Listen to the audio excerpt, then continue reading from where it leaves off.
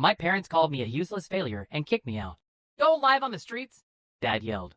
They had no idea I make $15 million a year. 3 weeks later. Can you imagine being told you're a failure? An absolute waste of potential by the very people who are supposed to lift you up? And then, just when you think their insults couldn't sting any deeper, they steal from you to reward the golden child. My name's Adrian, and I'm 32. Let me tell you, money, no matter how much you have, doesn't magically shield you from the kind of gut-wrenching family drama that cuts deeper than anything else. I've been working since I was 18, hustling to build my own business from nothing after I just walked away from college. Back then, my parents genuinely thought I was making the dumbest mistake of my life. You'll never amount to anything without a degree, my mom would declare, stirring her coffee like she was auditioning for a dramatic soap opera. My dad? He'd just grunt in agreement, which was his usual, dismissive way of shutting down anything I had to say.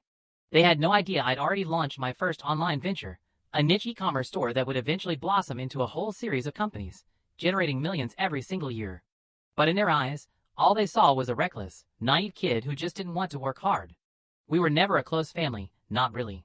My parents were always the type who measured a person's worth by appearances, by status, by what they could parade in front of their friends. My older sister, Lily, was their absolute pride and joy.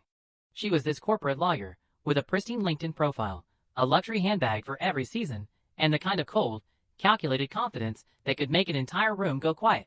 She was the success story they trot out. Me? I was the cautionary tale. Every time I'd go over for dinner, they'd manage to slip in these little jabs, always disguised as concern. Still doing that little internet thing?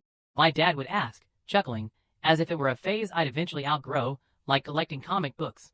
And Lily? She'd just smile politely and say, You know, Adrian, it's never too late to get a real job. For years, I just let it slide. Honestly, what was the point in defending myself? You won't believe what happened next. Full story below.